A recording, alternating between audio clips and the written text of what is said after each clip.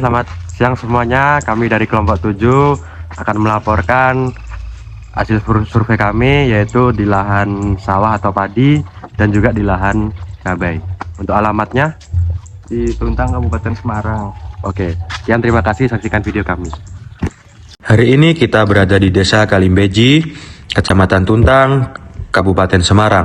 Di sini kita akan melihat bagaimana keanekaragaman hayati di tanaman cabai dalam menciptakan keseimbangan yang penting bagi pertanian berkelanjutan. Di sini kita melihat tanaman cabai sebagai tanaman utama. Tanaman cabai menjadi poros utama dalam berbagai interaksi yang terjadi di lahan ini. Serangga pada video merupakan tawon berperan sebagai predator alami. Tawon membantu mengendalikan hama seperti ulat dan kutu pada tanaman cabai, sehingga secara tidak langsung mendukung pertumbuhan tanaman dan menjaga keseimbangan ekosistem. Di sini juga terdapat lebah. Lebah berperan sebagai penyerbuk dengan memindahkan serbuk sari saat mengambil nektar, sehingga membantu pembuahan cabai.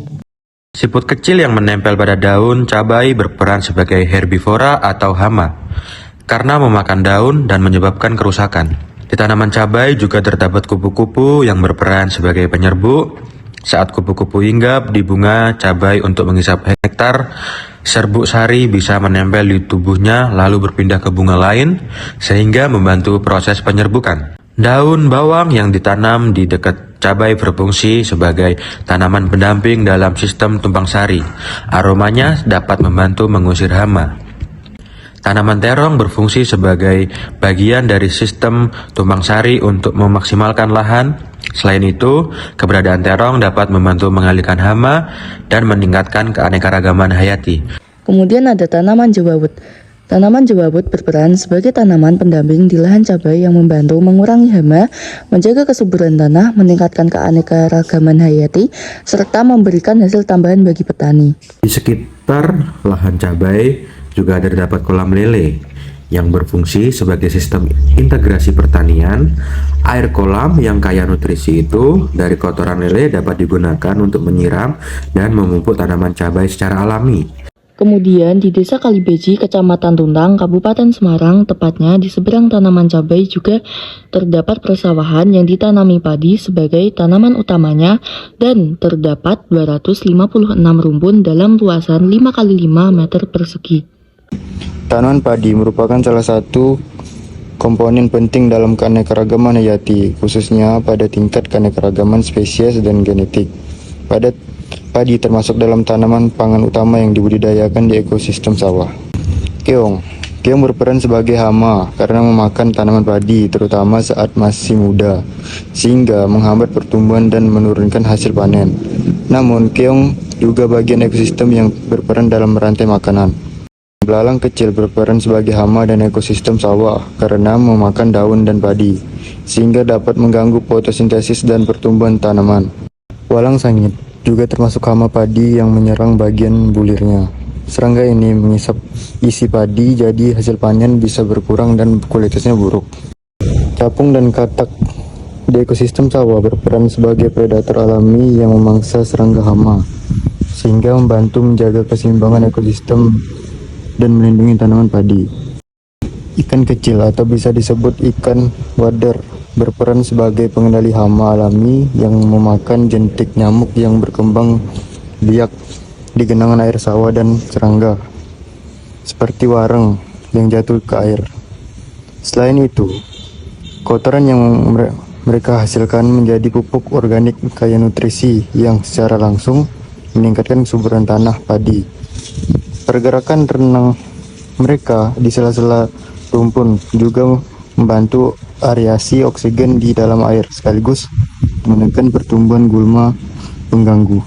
Di area persawahan juga terdapat rumah burung hantu. Burung hantu sendiri memiliki peran penting bagi ekosistem sawah untuk membasmi hama besar, yaitu tikus.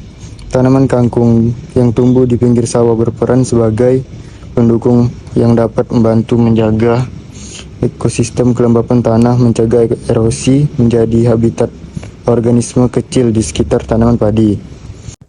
Tanaman kacang panjang berperan sebagai tanaman pendukung yang dapat membantu menyuburkan tanah melalui kemampuan mengikat nitrogen. Tanaman edamame bisa membantu menyuburkan tanah, mendukung lingkungan di sekitar padi. Dan yang terakhir, terdapat tanaman genjer. Genjer di sawah berperan sebagai produsen sumber makanan dalam rantai makanan, penunjang biodiversitas, dan kadang sebagai gulma atau pengganggu padi. Pada pengamatan terakhir kita melakukan observasi di Desa Rawabani, tepatnya pada ekosistem rawa. Di lokasi ini ditemukan berbagai makhluk hidup yang saling berinteraksi dan membentuk keseimbangan ekosistem. Tumbuhan yang banyak ditemukan adalah enceng gondok, yang berperan sebagai habitat, sumber makanan, serta membantu menjaga kualitas air. Selain itu, terdapat ikan cucut yang berfungsi sebagai predator alami untuk mengontrol populasi organisme lain di perairan. Kemudian ada keong yang berperan sebagai pengurai karena memakan sisa-sisa tumbuhan dan bahan organik, sehingga membantu mendaur ulang nutrisi di lingkungan rawa. Di sekitar rawa juga ditemukan entok yang berperan sebagai konsumen dengan memakan tumbuhan air, serangga, dan hewan kecil. Selain itu, terdapat ikan wader yang memakan plankton dan alga, serta menjadi pemangsa bagi predator lain dalam rantai makanan. Tumbuhan lain yang ditemukan yaitu kangkung, genjer, dan gondola air, yang berfungsi sebagai produsen sumber makanan dan tempat berlindung bagi organisme air. Namun jika pertumbuhan gondola air terlalu banyak, tanaman ini dapat menutupi permukaan air dan menghambat masuknya cahaya matahari ke dalam perairan.